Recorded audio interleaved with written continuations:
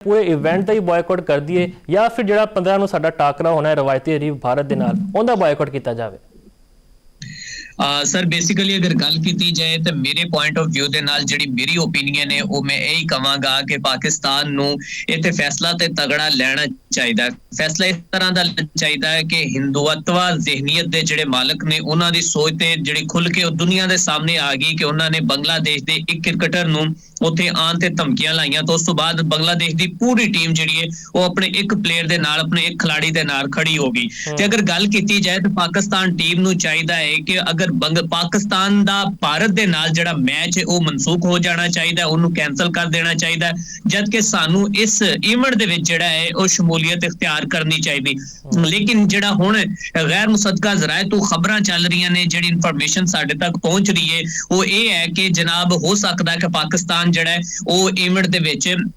शिरकत कर ले और भारत दे नाल मैच दा जिहड़ा है बाइकआउट हो जाए। लेकिन हाले तक इहदे उत्ते जिहड़ा है सोच विचार हो रही है, इहदे ते जिहड़े फैसले हाल तक नहीं हुए। जुमे और पीर दा मोहसिन नकवी साहब ने टाइम लिया है, जबकि पाकिस्तान क्रिकेट फैन दा और बीइंग अ स्पोर्ट्स एनालिस्ट मैं भी यही कहांगा कि पाकिस्तान नूं एक बारी जिहड़ा है भारत बांग्लादेश अगर उन्हां दे नाल काफी अगर असी जो कि तजारती लिहाज नाल देखिए या फिर पिछे जो भी सर्कमस्टांसिस चलदे रहे उहदे नाल देखिए तो बांग्लादेश साडे नाल खड़ा है और ਅਸੀਂ ਨਾ ਸਿਰਫ ਬੰਗਲਾਦੇਸ਼ ਨਾਲ ਖੜੇ ਬਲਕਿ ਅਸੀਂ ਹੱਕ ਔਰ ਸੱਚ ਨਾਲ ਔਰ ਇੱਕ ਉਸ ਚੀਜ਼ ਨਾਲ ਖੜੇ ਆਂ ਕਿ ਜਿੱਥੇ ਅਸੀਂ ਇਹ ਕਵਾਂਗੇ ਕਿ ਭਾਰਤ ਜਿਹੜਾ उनकी जहनीत इस तरह की है, बिल्कुल है, और वो अगर मुसलमाना नूं या फिर वो एक सियासत का प्रचार क्रिकेट जैसे जेंटलमैन गेम के अंदर खुल के कर रहा है तो फिर इन्हां नूं जवाब इस तरह होना चाहिए। तो मैं ये कहांगा कि पूरे इवेंट का बाइकआउट करना जिहड़ा है वो मेरे ख्याल नाल मुनासिब नहीं है, जबकि भारत के मैच का बाइकआउट होना चाहिए। ਅਸਲਾਨ ਸਾਹਿਬ ਤੁਹਾਨੂੰ ਯਾਦ ਹੋਏਗਾ ਕਿ ਚੈਂਪੀਅਨਸ ਟਰਾਫੀ ਵਿੱਚ ਭਾਰਤ ਨੇ ਪ੍ਰੋਪੇਗੈਂਡਾ ਕੀਤਾ ਸੀ ਕਿ ਜੀ ਪਾਕਿਸਤਾਨ ਮਹਿਫੂਜ਼ ਨਹੀਂ ਹੈ ਤੇ ਅਸੀਂ ਹਾਈਬ੍ਰਿਡ ਮਾਡਲ ਤਹਿਤ ਖੇਡਾਂਗੇ, ਅਸੀਂ ਆਪਣਾ ਮੁਲਕ ਛੱਡ ਕੇ ਉੱਥੇ ਖੇਡਣ ਗਏ ਹਾਂ ਤੇ ਆਈਸੀਸੀ ਤਦ ਕਿਉਂ ਸੋ ਗਿਆ ਸੀਗਾ, ਫਿਰ ਉਹ ਕਿਉਂ ਗੱਲ ਮੰਨਦਾ ਪਿਆ ਸੀ ਇੰਡੀਆ ਦੀ, ਤੇ ਹੁਣ ਬੰਗਲਾਦੇਸ਼ ਬਾਰੇ ਕੀ ਹੋ ਗਿਆ ਉਹਨੂੰ, ਬੰਗਲਾਦੇਸ਼ ਦਾ ਵੀ ਹਾਈਬ੍ਰਿਡ ਕਰਵਾ ਦਿੰਦੇ।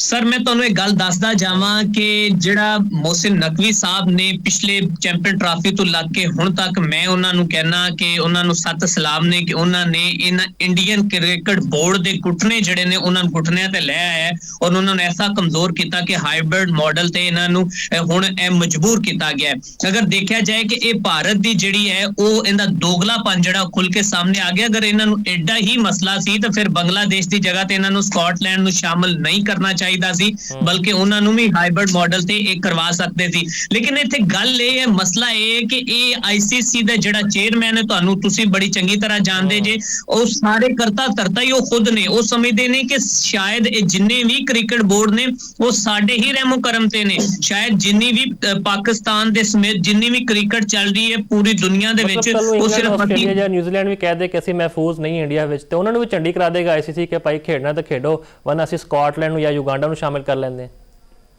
सर ये जिहड़ा हिसाब है वो तो बड़ा मैं कहना अजीब जिहा चल रहा है कि इंडिया जिहड़ा है वो अपने ही फैसले कीती जांदा। लेकिन मैं इत्थे गल करांगा कि जिस तरह पाकिस्तान ते बांग्लादेश खड़े ने बाकी भी क्रिकेट बोर्डां नूं इत्थे नाल मिल के खड़े होना चाहिए और भारत दे जिहड़े अपने ही फैसले ने इन्हां फैसलिਆਂ नूं जिहड़ा है वो कैंसल करना होएगा और ताकि अगे तो फैसला लैण ते पछताण। जिवें कि हुण इन्हां ने पाकिस्तान नूं कहा कि असीं ਤੁਹਾਡੇ ਨਾਲ ਹਾਈਬ੍ਰਿਡ ਮਾਡਲ ਤੇ ਖੇਲਾਂਗੇ, ਜਦਕਿ ਉਸ ਤੋਂ ਬਾਅਦ ਪਾਕਿਸਤਾਨ ਦੀ ਵੂਮਨ ਕ੍ਰਿਕਟ ਟੀਮ ਪਾਕਿਸਤਾਨ ਦੇ ਬਾਕੀ ਜਿੰਨੀਆਂ ਵੀ ਟੀਮਾਂ ਨੇ ਬਲਾਈਂਡ ਦੀ ਅਗਰ ਗੱਲ ਕੀਤੀ ਜਾਏ ਪਾਕਿਸਤਾਨ ਦੀ ਹੁਣ T20 ਵਰਲਡ ਕੱਪ ਦੀ ਗੱਲ ਕੀਤੀ ਜਾਏ ਤਾਂ ਉਹ ਹੁਣ ਭਾਰਤ ਤੋਂ ਬਾਹਰ ਜਾਂਦੇ ਨਜ਼ਰ ਆ ਰਿਹਾ ਔਰ ਉਹਦੀ ਇਹਨਾਂ ਨੂੰ ਉਸ ਫੈਸਲੇ ਦੀ ਇਹਨਾਂ ਨੂੰ ਤਕਲੀਫ ਬਹੁਤ ਤੱਕ ਹੈ, ਉਹ ਤਕਲੀਫ ਇਹਨਾਂ ਨੂੰ ਮਹਿਸੂਸ ਹੁੰਦੀ ਰਹੇਗੀ। ਔਰ ਫਿਰ ਤੁਸੀਂ ਏਸ਼ੀਆ ਕੱਪ ਦੀ ਟਰਾਫੀ ਦੀ ਵੀ ਅਗਰ ਗੱਲ ਕਰੋ ਤੇ ਮੋਹਸਿਨ ਨਕਵੀ ਨੇ ਜੋ ਇਹਨਾਂ ਦੇ ਨਾਲ ਹਾਲ ਕੀਤਾ ਏਸ਼ੀਆ ਕੱਪ ਦੀ ਟਰਾਫੀ ਦੇ ਨਾਲ ਉਹ ਤੇ ਫਿਰ ਤਾਰੀਖ ਜਿਹੜੀ ਹੈ ਉਹ ਇੱਕ ਗਵਾਹ ਹੈ ਕਿ ਇਹਨਾਂ ਨੇ ਆਪਣੀ ਹੀ ਜਿਹੜੇ ਇਹਨਾਂ ਨੇ ਕੁਵੇਂ ਖੋਦੇ ਸੀ ਉਹਦੇ ਖੁਦ ਡਿੱਗਦੇ ਨਜ਼ਰ ਆਏ ਨੇ।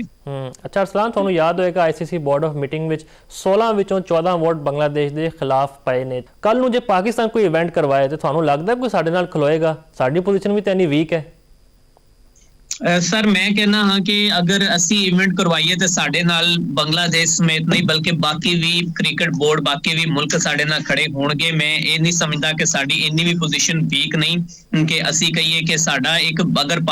इंडिया तो बाद जिहड़ा सब तो वड्डा क्रिकेट बोर्ड पाकिस्तान ही है और पाकिस्तान क्रिकेट बोर्ड दे जिहड़े फैसले ने वो बिल्कुल किसी जो कि असर अंदाज हुंदे ने और जिथे भी मोहसिन नकवी ने पिछे फैसले ले ने मैं उन्होंने एप्रीशिएट करांगा कि वो अपने अटर रहे ने ਆਪਣੇ ਫੈਸਲਿਆਂ ਤੇ ਉਹ ਰੁਕ ਕੇ ਰਹੇ ਨੇ। ਉਹਨਾਂ ਨੇ ਕਿਹਾ ਕਿ ਇਸ ਤੋਂ ਅੱਗੇ ਅਗਰ ਜਿਹੜਾ ਸਾਡਾ ਫੈਸਲਾ ਹੋ ਗਿਆ ਉਹ ਹੁੰਦਾ ਰਹੇਗਾ। ਔਰ ਪਿੱਛੇ ਵੀ ਤੁਸੀਂ ਇਹ ਦੱਸੋ ਕਿ ਕਿਤੇ ਇੰਡੀਅਨ ਜਿਹੜਾ ਭਾਰਤੀ ਗੋਦੀ ਮੀਡੀਆ ਉਹਨੇ ਤੇ ਬੜੇ ਪ੍ਰੋਪੇਗੈਂਡੇ ਕੀਤੇ ਸੀ। ਉਹਨੇ ਕਿਹਾ ਕਿ ਪਾਕਿਸਤਾਨ ਜਿਹੜਾ ਉਹਨਾਂ ਨੇ ਘੁਟਨੇ ਟੇਕਤੇ, ਪਾਕਿਸਤਾਨ ਦਾ ਇਹ ਹੋ ਗਿਆ, ਮੋਹਸਨ ਨਕवी ਨੇ ਇਹ ਕਰਤਾ। ਲੇਕਿਨ ਹੋਇਆ ਉਹੀ ਹੈ ਜਿਹੜੇ ਸਾਡੇ ਚੇਅਰਮੈਨ ਨੇ ਔਰ ਜਿਹੜੇ ਸਾਡੇ ਕ੍ਰਿਕਟ ਬੋਰਡ ਦੀ ਪੂਰੀ ਮੈਨੇਜਮੈਂਟ ਨੇ ਫੈਸਲਾ ਕੀਤਾ, ਹੋਇਆ ਉਹੀ ਹੈ। ਅੱਛਾ ਸਲਾਨ, ਜਿਹੜਾ ਅਸੀਂ ਸਕੁਆਡ ਦੀ ਗੱਲ ਕਰੀਏ, ਤੁਹਾਨੂੰ ਪਤਾ ਹੈ ਹਾਰਿਸ ਰਊਫ ਨੂੰ ਸ਼ਾਮਿਲ ਨਹੀਂ ਕੀਤਾ ਗਿਆ ਬਿਗ ਬੈਸ਼ ਵਿੱਚ, ਤੇ ਉਹਨਾਂ ਦੀ ਬੜੀ ਚੰਗੀ ਪਰਫਾਰਮੈਂਸ ਹੈ। ਤੇ ਨਾਲ ਅਸੀਂ ਵਸੀਮ ਜੂਨੀਅਰ ਦੀ ਗੱਲ ਕਰੀਏ, ਸਿਰਫ ਇੱਕ ਮੈਚ ਦੇ ਬੇਸ ਦੇ ਉੱਤੇ ਤੁਸੀਂ ਉਹਨਾਂ ਨੂੰ ਬਾਹਰ ਕੱਢ ਦਿਓ। ਤੇ ਇਹ ਅਸੀਂ ਸਕੁਆਡ ਦੀ ਗੱਲ ਕਰੀਏ, 2 ਨਵੇਂ ਚਿਹਰੇ ਵੀ ਸ਼ਾਮਿਲ ਕੀਤੇ ਗਏ। ਤੁਹਾਨੂੰ ਯਾਦ ਹੈ ਕਿ ਉਸਮਾਨ ਤਾਰਿਕ ਤੇ ख्वाजा नाफे। ਓਵਰਆਲ ਤੁਸੀਂ ਇਸ ਸਕੁਆਡ ਨੂੰ ਬੈਲੈਂਸ ਸਮਝਦੇ ਹੋ ਜਾਂ ਸਮਝਦੇ ਹੋ ਕਿ ਇਹਦੇ ਵਿੱਚ ਕੋਈ ਕਮੀਆਂ ਹੈ ਨੇ, ਮਜ਼ੀਦ ਬਿਹਤਰ ਕੀਤਾ ਜਾ ਸਕਦਾ ਸੀ? ਅੱਛਾ ਮੁਫਾਜ਼, ਅਗਰ ਇਸ ਸਕੁਆਡ ਤੇ ਗੱਲ ਕੀਤੀ ਜਾਏ ਤੇ ਪਿੱਛੇ ਜਿਹੜਾ ਚੈਂਪੀਅਨ ਟਰਾਫੀ ਦਾ ਸਕੁਆਡ ਹੋਇਆ ਜਾਂ ਪਿੱਛੇ ਜਿੰਨੇ ਵੀ ਵੱਡੇ ਇਵੈਂਟ ਵਾਸਤੇ ਸਕੁਆਡ ਹੁੰਦੇ ਸੀ, ਉਹਦੇ ਵਾਸਤੇ ਤੁਹਾਨੂੰ ਪਤਾ ਹੈ ਕਿ ਉਹ ਫਿਰ ਤਨਕੀਦ ਦੇ ਰੁੱਖ ਕਾਫੀ ਹੱਦ ਤੱਕ ਜਿਹੜਾ ਖੁੱਲ ਕੇ ਸਾਹਮਣੇ ਆਉਂਦੇ ਸੀ। ਔਰ ਫਿਰ ਸਿਲੈਕਟਰ ਜਨਾਬ ਆਕਿਬ ਜਵੇਦ ਸਾਹਿਬ ਨੂੰ ਵੀ ਬੜਾ ਤਨਕੀਦ ਦਾ ਨਿਸ਼ਾਨਾ ਬਣਾਇਆ ਜਾਂਦਾ ਸੀ। ਪਤਾ ਨਹੀਂ ਉਹਨਾਂ ਦੀ ਗੱਲ, ਮੈਂ ਤੇ ਖੈਰ ਉਹ ਬੜੇ ਪੁਰਾਣੇ ਕਿੱਸੇ ਹੁਣ ਨਹੀਂ ਛੇੜਨਾ ਚਾਹੁੰਦਾ ਚੈਂਪੀਅਨ ਟਰਾਫੀ ਦੇ ਸਕੁਆਡ ਤੇ, ਤੁਹਾਨੂੰ ਪਤਾ। ਲੇਕਿਨ ਮੈਂ ਇਸ ਸਕੁਆਡ ਦੇ ਬਾਰੇ ਅਗਰ ਗੱਲ ਕਰਾਂ ਚੈਂਪੀਅਨਸ ਟਰਾਫੀ ਦੇ ਜੀ, ਮੈਂ ਕਿਹਾ ਜ਼ਖਮ ਅਜੇ ਵੀ ਤਾਜ਼ਾ ਨੇ ਚੈਂਪੀਅਨਸ ਟਰਾਫੀ ਦੇ। ਉਹ ਤੇ ਸਰ ਐਸੇ ਤਾਜ਼ਾ ਨੇ ਕਿ ਮੈਂ ਕਹਿੰਦਾ ਉਹ ਤੇ ਅਸੀਂ ਕਦੀ ਭੁੱਲ ਹੀ ਨਹੀਂ ਸਕਦੇ ਕਿ ਅਸੀਂ ਦੇਖੋ ਨਾ ਕਿ ਕੁਝ 26 ਸਾਲ ਬਾਅਦ ਕ੍ਰਿਕਟ ਦਾ ਇੱਕ ਵੱਡਾ ਇਵੈਂਟ ਆਪਣੇ ਮੁਲਕ 'ਚ ਕਰਵਾ ਕੇ ਅਸੀਂ ਐਸੇ ਜ਼ਲੀਲੋ ਖਵਾਰ ਹੋਏ ਸਿਰਫ ਇੱਕ ਬੰਦੇ ਦੇ। ਗੱਲ ਐਡ ਕਰਨਾ ਚਾਹੁੰਦੇ ਹਾਂ ਕਿ ਮੈਂ ਜਦੋਂ ਮੈਚ ਵੇਖਦਾ ਪਿਆ ਸੀ ਨਾ ਚੈਂਪੀਅਨਸ ਟਰਾਫੀ ਦੇ, ਤੇ ਮੈਂ ਉੱਥੇ ਉੱਠ ਕੇ ਦਫ਼ਤਰ ਵਾਪਸ ਆ ਗਿਆ ਸੀ, ਇੰਨਾ ਮੈਨੂੰ ਦੁੱਖ ਹੋਇਆ ਸੀ। ਸਰ ਤੁਹਾਨੂੰ ਤੇ ਦੁੱਖ ਹੋਇਆ ਹੋਣਾ, ਲੋਕਾਂ ਨੇ ਉਸ ਤੋਂ ਬਾਅਦ ਕ੍ਰਿਕਟ ਤੋਂ ਬੜੇ ਲੋਕ ਜਿਹੜੇ ਨੇ ਜਿਨ੍ਹਾਂ ਨੇ ਪਤਾ ਨਹੀਂ ਕਦੋਂ ਦੀ ਉਮੀਦਾਂ ਵਾਬਸਤਾ ਕੀਤੀਆਂ ਹੋਣੀਆਂ ਸੀ ਕਿ ਸਾਡੇ ਮੁਲਕ ਦੇ ਅੰਦਰ ਕਜ਼ਾਫੀ ਸਟੇਡੀਅਮ ਰੈਨੋਵੇਸ਼ਨ ਹੋਈ ਹੈ, ਕਜ਼ਾਫੀ ਸਟੇਡੀਅਮ ਉਹ ਦੇਖਣ ਗਏ ਲੋਕ, ਮੈਚ ਵੇਖਣ ਗਏ। ਲੇਕਿਨ ਉਹ ਬੜਾ ਖੈਰ ਉਹ ਤੇ ਇੱਕ ਕਿੱਸਾ ਗੁਜ਼ਰ ਗਿਆ। ਇਸ ਮੈਂ ਸਕੁਆਡ ਦੀ ਗੱਲ ਕਰਾਂ ਨਾ ਤੇ ਸਕੁਆਡ ਦੇ ਸ਼ਾਇਦ ਜਿਹੜਾ ਹੈ ਨਾ ਕੋਈ 80% 90% ਜਿਹੜਾ ਉਹ ਠੀਕ ਫੈਸਲੇ ਹੋਏ ਨੇ। ख्वाजा नाफे ਦੀ ਅਗਰ ਗੱਲ ਕੀਤੀ ਜਾਏ ਤਾਂ ख्वाजा नाफे ਨੂੰ ਐਡ ਕਰਨ 'ਚ ਕੋਈ ਹਾਂ ਇੱਕ ਮੈਨੂੰ ਥੋੜਾ ਜਿਹਾ ਇਹਦੇ ਤੇ ਮੈਂ ਆਪਣਾ ਐਨਾਲਿਸਿਸ ਇਹ ਦਿਆਂਗਾ, ਆਪਣਾ ਪੁਆਇੰਟ ਆਫ ਵਿਊ। ਮੇਰੀ ਓਪੀਨੀਅਨ ਇਹ ਹੈ ਕਿ ਜਿਹੜਾ ਇਹਨਾਂ ਨੇ ਉਹਦੇ ਵਿੱਚ ਸੁਫਿਆਨ ਮੁਕੀਮ ਨੂੰ ਐਡ ਨਹੀਂ ਕੀਤਾ, ਉਹ ਥੋੜੀ ਜਿਹੀ ਕਿ ਜ਼ਿਆਦਤੀ ਹੋ ਗਈ, ਉਹਨੂੰ ਮੇਰੇ ਖਿਆਲ ਨਾਲ ਐਡ ਕਰਨਾ ਚਾਹੀਦਾ ਸੀ। ਬਾਕੀ ਹਾਰਿਸ ਰਊਫ ਸਾਹਿਬ ਨੂੰ ਮੈਂ ਮੇਰੇ ਐਨਾਲਿਸਿਸ ਦੇ ਮੁਤਾਬਿਕ ਜਿਹੜਾ ਉਹਨੂੰ 6 ਮਹੀਨੇ ਤੋਂ ਸਾਲ ਜਿਹੜਾ ਰੈਸਟ ਦੇਣਾ ਚਾਹੀਦਾ। ਦੇਖੋ ਕਿ ਉਹਨਾਂ ਪਿੱਚਾਂ ਦਾ ਤੇ ਇਹਨਾਂ ਪਿੱਚਾਂ ਦਾ ਜ਼ਮੀਨ ਅਸਮਾਨ ਦਾ ਫਰਕ ਹੈ। ਔਰ ਉਧਰ ਜਾ ਕੇ ਇਹ ਅੱਛੀ ਬੋਲਿੰਗ ਅੱਛੀ ਲੀਗਾਂ ਦੇ ਵਿੱਚ ਪਰਫਾਰਮੈਂਸ ਤੇ ਦੇ ਦਿੰਦੇ ਨੇ, ਉਸ ਤੋਂ ਬਾਅਦ ਉਹਨਾਂ ਲੀਗਾਂ ਹੀ ਪਰਫਾਰਮੈਂਸ ਤੇ ਜਿਹੜਾ ਚੁੱਕ ਕੇ ਪਾਕਿਸਤਾਨ ਦੀ ਟੀਮ 'ਚ ਰੱਖ ਦਿੱਤਾ ਜਾਂਦਾ ਔਰ ਜਿਹੜੇ ਉਹ ਫੈਸਲੇ ਨੇ ਉਹ ਫਿਰ ਸਾਡੇ ਗਲ ਪੈ ਜਾਂਦੇ ਨੇ।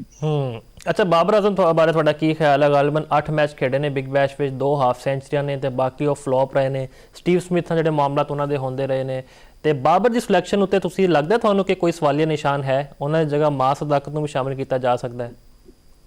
ਸਰ ਬਾਬਰ ਆਜ਼ਮ ਦੀ ਅਗਰ ਸਿਲੈਕਸ਼ਨ ਦੇ ਵਿੱਚ ਗੱਲ ਕੀਤੀ ਜਾਏ ਸਵਾਲੀਆ ਨਿਸ਼ਾਨ ਵੀ ਨੇ, ਲੇਕਿਨ ਬਾਬਰ ਆਜ਼ਮ ਦੀ ਜਿਹੜਾ ਇੱਕ ਐਸਾ ਉਹ ਪਲੇਅਰ ਹੈ ਕਿ ਇੱਕ ਤੇ ਉਹਦੀ ਫੈਨ ਫਾਲੋਇੰਗ ਬੜੀ ਹੈ, ਦੂਜੀ ਗੱਲ ਇਹ ਕਿ ਉਹਦੀ ਪਰਫਾਰਮੈਂਸ ਅਗਰ ਦੇਖੀ ਜਾਏ ਪਰਫਾਰਮੈਂਸ ਕਦਰੇ ਕਿ ਉਹਨਾਂ ਦੀ ਬਿਹਤਰ ਨਹੀਂ ਹੈ। ਲੇਕਿਨ ਜਿਹੜਾ ਕੱਲ ਦੀ ਅਗਰ ਪ੍ਰੈਕਟਿਸ ਸੈਸ਼ਨ ਦਾ ਅਗਰ ਅਸੀਂ ਗੱਲ ਕਰੀਏ ਤਾਂ ਮੈਨੂੰ ਲੱਗਦਾ ਹੈ ਜਿਹੜਾ ਬਾਬਰ ਸਾਹਿਬ ਉੱਥੋਂ ਵਾਪਸ ਆਏ ਨੇ ਨਾ ਉਹਦੇ ਵਿੱਚ ਕੋਈ ਕਹਾਣੀ ਹੈਗੀ ਸੀ। ਬਾਬਰ ਸਾਹਿਬ ਸਾਈਕੋਲੋਜੀਕਲੀ ਜਿਹੜੇ ਥੋੜੇ ਜਿਹੇ ਅਨਫਿਟ ਹੈਗੇ ਸੀ, ਉਹਨਾਂ ਨੇ ਆਪਣੇ ਆਪ ਨਾਲ ਜਿਹੜਾ ਉਹਨਾਂ ਦੇ ਨਾਲ ਇਹ ਖੌਫ ਸੀ ਨਾ ਕਿ ਕਿਤੇ ਮੈਂ ਆਊਟ ਨਾ ਹੋ ਜਾਵਾਂ, ਕਿਤੇ ਮੈਂ ਛਿੱਕਾ ਮਾਰਦੇ ਕੈਚ ਨਾ ਹੋ ਜਾਵਾਂ। ਕੱਲ ਉਹ ਜਨਾਬ ਪ੍ਰੈਕਟਿਸ ਸੈਸ਼ਨ ਦਾ ਜਿਹੜਾ ਮੈਚ ਹੋਇਆ ਸੀ ਉਹਦੇ ਵਿੱਚ ਉਹ ਖੌਫ ਦੇ ਬੁੱਤ ਉਹਨਾਂ ਨੇ ਤੋੜ ਦਿੱਤੇ ਸੀ। ਔਰ ਸ਼ਾਇਦ ਤੁਹਾਨੂੰ ਇਸ ਗੱਲ ਦਾ ਆਈਡੀਆ ਹੋਏ ਕਿ ਕੱਲ ਜਨਾਬ ਉਹਨਾਂ ਨੇ 5 ਗੇਂਦਾਂ ਤੇ 20 ਸਕੋਰ ਤੋਂ ਪਲੱਸ ਮਾਰੇ ਨੇ ਔਰ ਉਹਨਾਂ ਨੇ ਸ਼ਾਹੀਨ ਸ਼ਾਹ ਅਫਰੀਦੀ ਦੀ ਅੱਛੀ ਖਾਸੀ ਪ੍ਰੈਕਟਿਸ ਸੈਸ਼ਨ ਮੈਚ ਦੇ ਵਿੱਚ ਧੁਲਾਈ ਕੀਤੀ, ਉਹਦੇ ਵਿੱਚ ਉਹਨਾਂ ਨੇ ਛਿੱਕੇ ਵੀ ਮਾਰੇ ਨੇ, ਚੌਕੇ ਵੀ ਮਾਰੇ ਨੇ। ਸੋ ਜਿਹੜੀ ਕੱਲ ਦੀ ਪ੍ਰੈਕਟਿਸ ਸੈਸ਼ਨ ਦੇ ਵਿੱਚ ਉਹਨਾਂ ਦਾ ਸਾਨੂੰ ਵੇਖਣ ਨੂੰ ਉਹਨਾਂ ਦੀ ਕ੍ਰਿਕਟ ਦੇਖਣ ਨੂੰ ਮਿਲੀ ਹੈ, ਅਗਰ ਉਹੀ ਉਹਨਾਂ ਦੀ ਬੈਟਿੰਗ ਜਾਰੀ ਰਹੇ ਤਾਂ ਮੈਂ ਕਹਿੰਦਾ ਕਿ ਬਾਬਰ ਆਜ਼ਮ ਜਿਹੜਾ ਉਹ ਆਪਣਾ ਖੋਇਆ ਉਹ ਮੁਕਾਮ ਜਾਂ ਜਿਹੜੀ ਉਹਦੀ ਇੱਕ ਅੱਛੀ ਪਹਿਲੇ ਕਾਰਗਰਦਗੀ ਸੀ ਉਹ ਉਹਨੂੰ ਵਾਪਸ ਲਿਆ ਸਕਦੇ ਨੇ ਜਿਵੇਂ ਉਹ ਕੱਲ ਬੇਖੌਫ ਹੋ ਕੇ ਖੇਲੇ ਨੇ। ਔਰ ਨਾ ਸਿਰਫ ਮੈਂ ਗੱਲ ਕਰ ਰਿਹਾ ਬਲਕਿ ਇਹਦੇ ਤੇ ਜਿਹੜੀ ਕ੍ਰਿਕਟ ਦੇ ਗੁਰੂ ਨੇ ਉਹ ਇਹੀ ਕਹਿੰਦੇ ਨੇ ਕਿ ਬਾਬਰ ਆਜ਼ਮ ਨੋ ਡਾਊਟ ਇੱਕ ਮੈਂ ਕਹਿੰਦਾ ਦੁਨੀਆ ਦਾ ਬਿਹਤਰੀਨ ਬੱਲੇਬਾਜ਼ ਹੈ, ਲੇਕਿਨ ਉਹਦੇ ਵਾਸਤੇ ਉਹਨੂੰ ਉਹ ਖੌਫ ਦੇ ਬੁੱਤ ਤੋੜਨੇ ਪੈਣਗੇ ਜਿੰਦੇ 'ਚ ਉਹ ਡਰਦਾ ਹੈ ਕਿ ਮੈਂ ਕਿਤੇ ਆਊਟ ਨਾ ਹੋ ਜਾਵਾਂ।